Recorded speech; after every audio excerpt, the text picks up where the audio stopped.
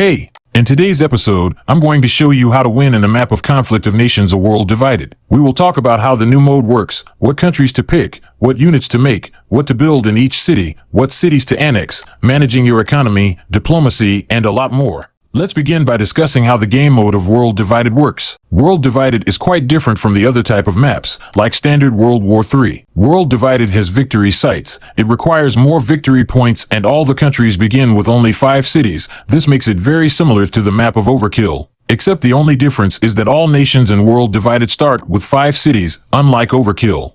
As you can see, this game mode is a lot more challenging than other modes and will require more strategy to win it, which I will teach you in this video. Awesome, now that you know more about the game mode, let's talk about the top 5 nations you should pick. For 5th place I have Alaska.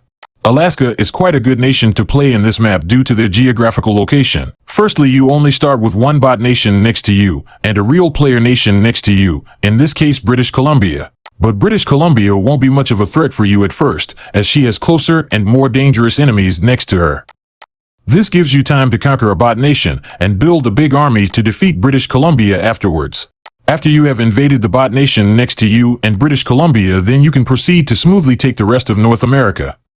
As for the west side of Alaska, you can just build a massive navy and no one will be able to get in or attack you from there. Additionally, the fact that Alaska is built of mountains and tundra helps a lot since it makes it harder and slower for enemy nations to invade. The reason Alaska is not higher is because there is no victory site near it. Sweet. For 4th place we have New Zealand. New Zealand is a great nation in this map because in contrast of the other game modes, it does not have a disadvantage in cities, which makes it hard to use. But in this map everyone has the same city and economy advantage, which removes the barrier of starting with one of the worst economies in the game. Additionally, with New Zealand you have an amazing geographical location advantage. You will be very unlikely to be attacked in the first few days, and furthermore, if your island neighbors haven't teamed up in a coalition like Queensland, Victoria, and Western Australia, then they will be busy attacking and destroying and weakening each other, giving you the time to build a massive army and swiftly wipe them off the map afterwards.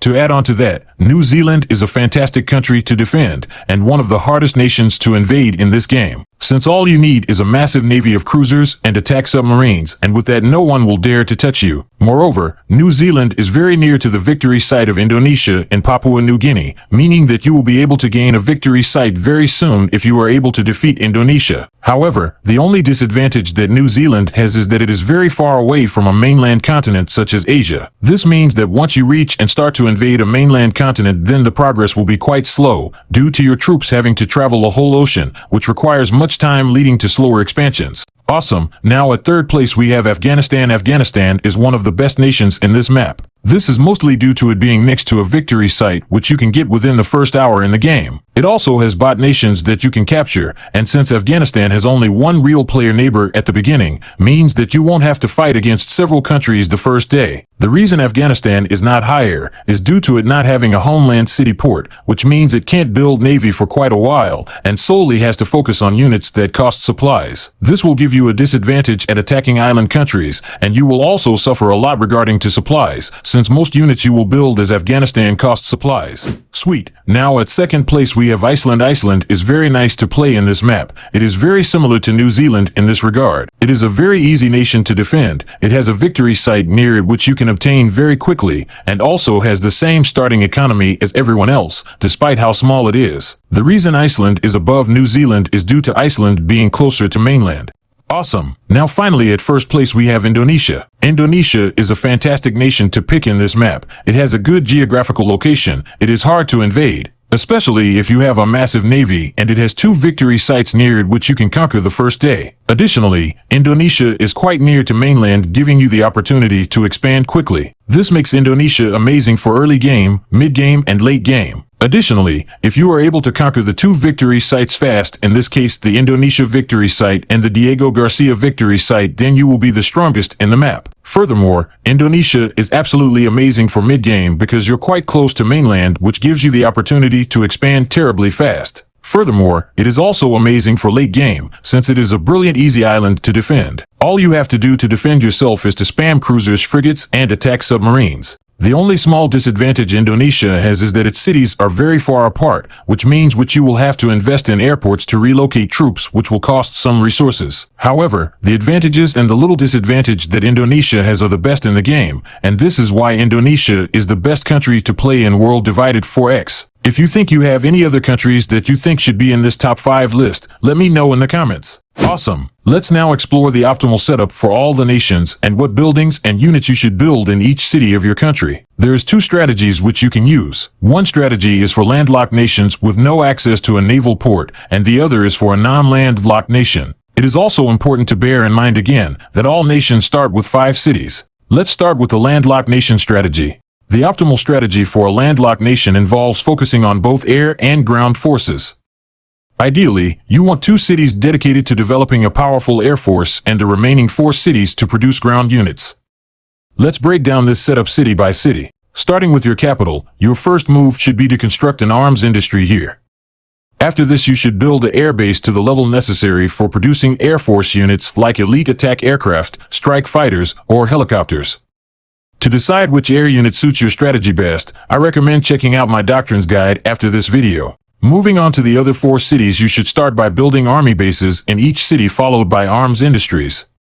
As for the mobilization in each city, you should initially focus on producing infantry in all 4, but as you progress, begin to specialize each city for different units. One city should evolve to host a level 4 army base to produce multiple rocket launchers. The second city will have a level 3 army base to build SAM launchers. The third city will have a level 2 army base for radars, and the last one should remain at level 1, continuously producing infantry. Awesome! Let's now talk about the build for a not landlocked nation. The setup is pretty much the same. The only difference is that instead of having 4 cities to solely build ground units, you now have 3 cities to build ground units, and the other city will be used to build naval units, where you should upgrade the naval base to level 4 and spam build cruisers. Therefore, in conclusion, your non-landlocked country will have 1 city to build air units, 1 city to build navy units, and 3 cities to build ground units. Perfect! Another tip I suggest to you is that you level up your arms industries in all of your homeland cities, as economy will play a major role in winning this game. For more on expanding your economy and making it the best, check out the video above. Perfect! Let's now shift focus on how to invade conquer and some strategies for it. Expanding in this game mode is vital, as this is how you win the game and get a better economy. It is important that you have a superior economy to everyone, since having a bigger economy will allow you to build more units, research more, and expand your economy even further by annexing and building on cities. This is why I recommend initiating land invasions from day 1. However, early game invasions for a 5-city nation come with challenges and much strategy, since you will have the same amount of units and cities as your opponent. Here are some essential tips to consider before starting an invasion. 1. Check border threats and alliances. Check your border threats and activities. Ensure alliances with neighboring nations to avoid being backstabbed, since with a small military power during early invasions, everything and everyone can team up on you. 2. Maintain capital defense. Always have some infantry stationed or ready to retreat to your capital city. Your capital city is the most important city you have, since if you lose this city, your morale across the whole nation will fall, and this means higher chances of insurgents spawning, a worse economic production. And rebuilding headquarters in your capital city also requires 10,000 cash, which is quite hard to have in early game. 3. Target inactive players in the beginning. I suggest attacking players that are inactive or are likely to be inactive and have just archived the game. You can detect inactive players by their lack of building activities. Awesome! Now when you've assessed these tips and found the nation you're going to attack, then simply do the step-by-step guide to successfully invade the nation you want.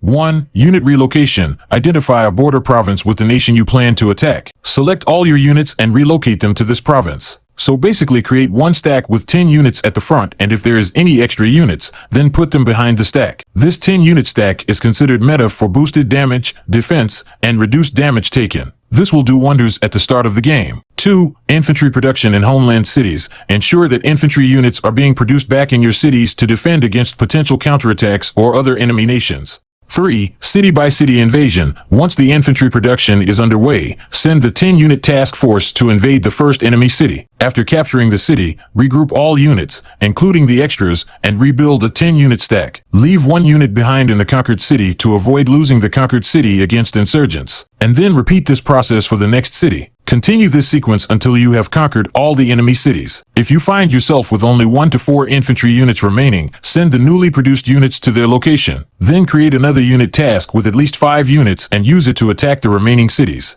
4. Province conquest. Once the cities are secured, use infantry units to take control of all provinces, and station infantry in the newly conquered cities until morale in the conquered cities reaches 35%. Awesome! Let's now talk about invading and conquering victory sites. Victory sites are essential on this mode, as they will give you 500 victory points and an outstandingly better economy.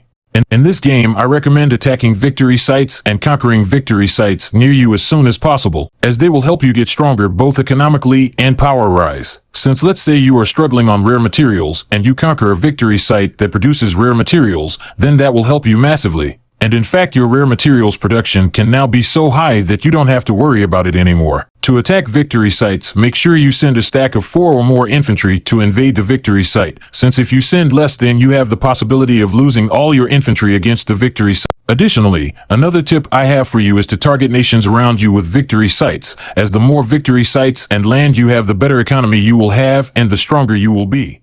Awesome! Those are the tips on conquering victory sites. Now let's talk about annexing cities. Annexing cities is vital for this game mode. The goal is to annex cities as soon as resources permit. However, it's important to check some guidelines before annexing cities. First guideline is to annex cities based on the resources you lack. For instance, if you're struggling with supplies, prioritize annexing a city that produces supplies, as this will get your production rate for supplies up. After the city is annexed, make sure to max out your arm industries in that city to boost supply production even further. The second guideline to adhere to is to annex cities that are near your homeland capital. Cities that are close to your capital will have higher morale, which leads to increased production times and faster building times inside the annexed city. Moreover, having an annexed city makes defense easier. It is also vital to defend this annexed city, because if your annexed city gets invaded and you recover it later, then you will have to annex the city all over again. Perfect! These are the guidelines on annexing cities. However, once you have annexed some cities, I suggest you put this annexed city to other uses,